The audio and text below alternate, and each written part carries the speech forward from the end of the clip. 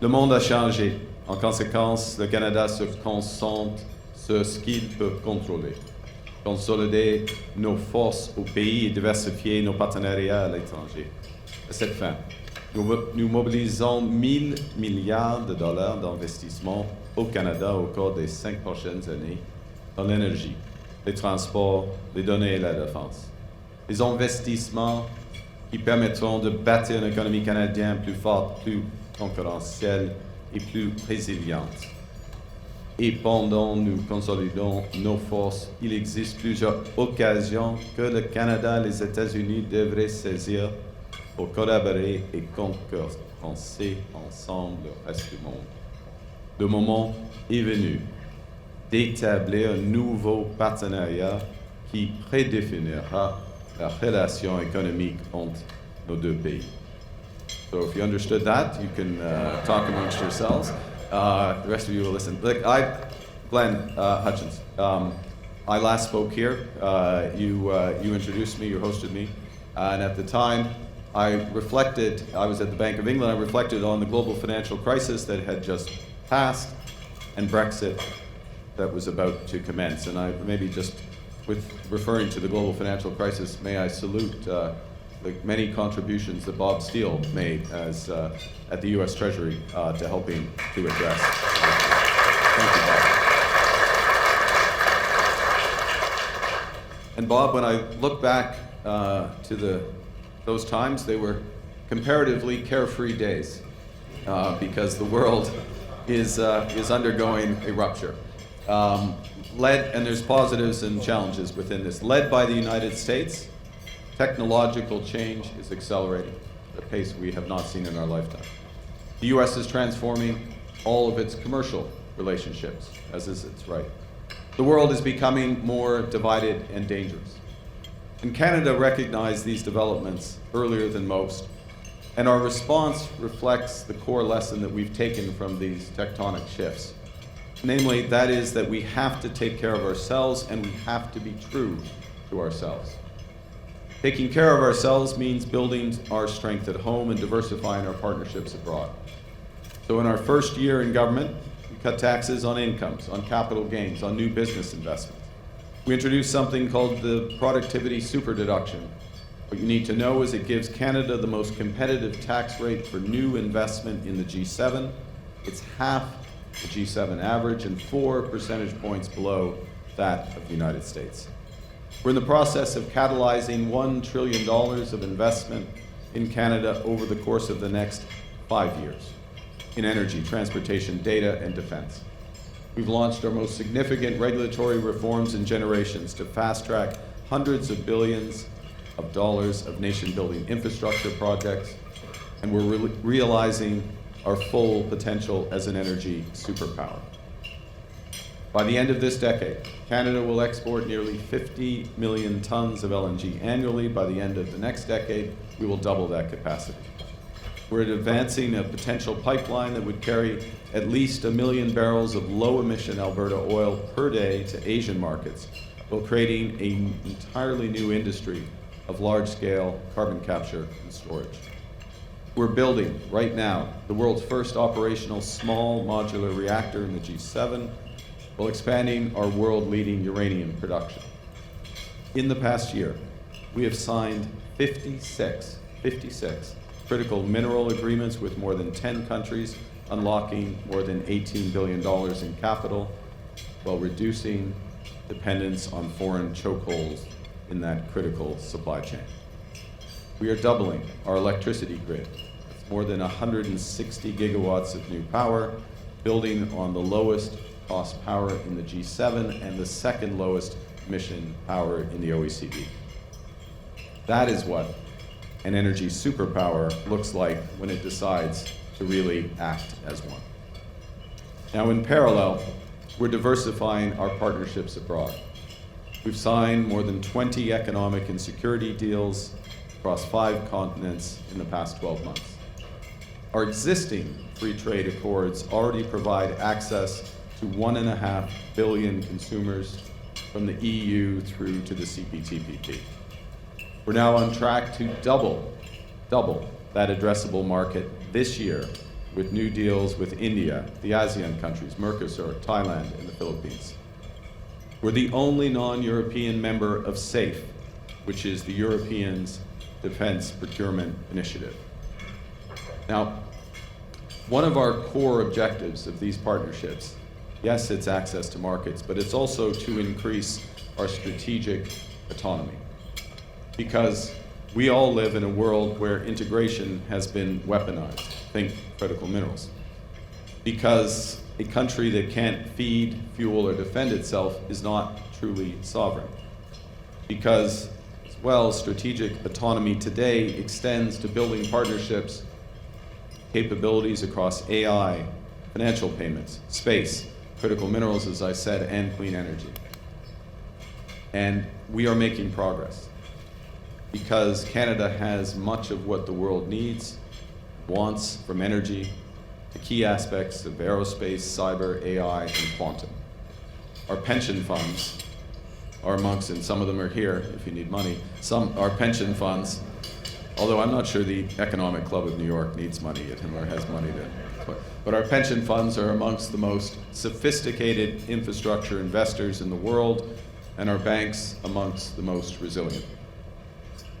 And we're also making progress because our reputation as a reliable, predictable partner has rarely been more valuable in a world where transactions are replacing relationships. We're blessed with many commodities in Canada, but we have earned the most valuable one, which is trust. Which brings me to the second element of that lesson, which is being true to ourselves. True to our values of taking care of each other and meeting our responsibilities to our allies. Canadians take care of each other with a relentless focus on affordability, by providing universal childcare, healthcare, education, by building, as we are now, affordable housing at scale.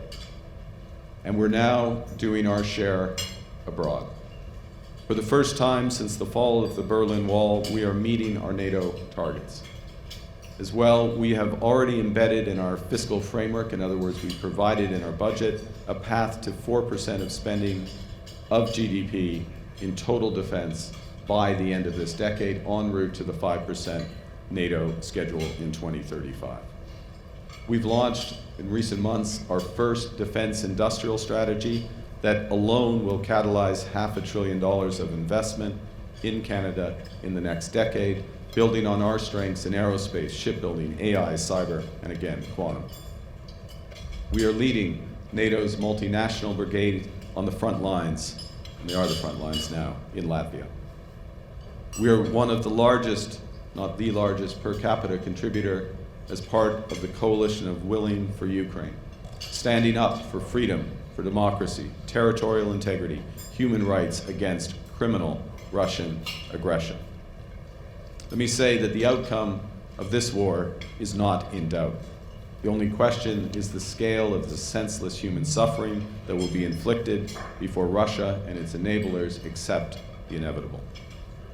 We're stepping up to protect Arctic sovereignty through intensified cooperation with the Nordic countries, with Germany, the United Kingdom, and working within NATO to make Arctic security the priority it needs to be.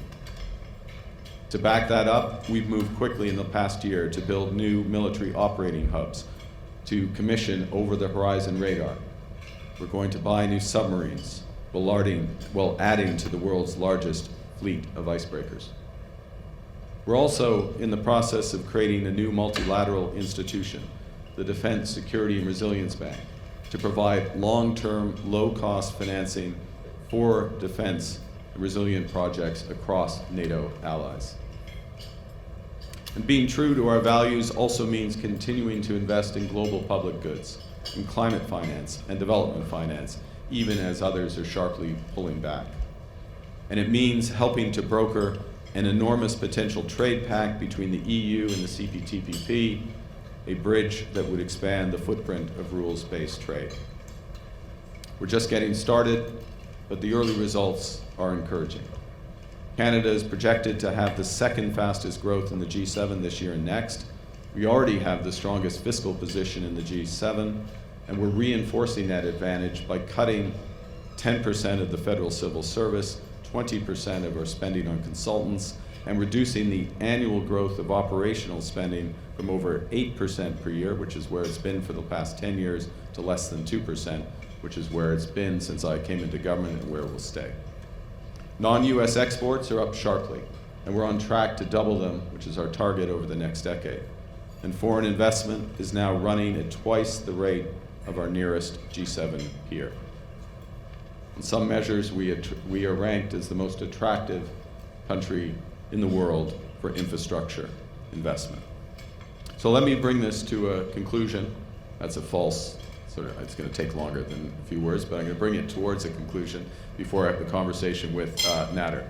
And I'm going to draw on an insight of the Finnish president, my friend Alex Stubb, who observed that people consistently, myself included, do three things: over-rationalize the past, over-dramatize the present, and underestimate the future. And so when I look back at the right path out of the global financial crisis and the right response to Brexit, both of those now look very clear in hindsight. But I think as Bob, myself, Tim Geithner, and others can tell you, that as being at the table during the time, there were relatively few who identified those paths. And there were fewer still who had the courage of their convictions to walk them. Because in a crisis, the fog and fear are real. They always are.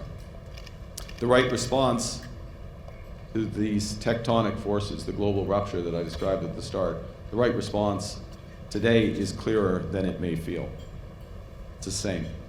In a crisis, fortune always favors the bold. Canada got this early. We understood the world's change. We understand that nostalgia is not a strategy, so we're focused on what we can control. And that means weaving a dense web of international partnerships abroad. That's making us a much stronger, more resilient, more independent country. Above all, as you would expect, we're focused on things that are good for Canada. This is good for all Canadians, but it's also good for the United States, because a stronger Canada is a better ally. And we know that while Canada and the United States have had our differences over the centuries, we have always worked and eventually worked through them because we share values and our common interests run deep. They run through our economies. Canada is America's largest customer. We buy more goods from America than China, Japan, and Germany combined.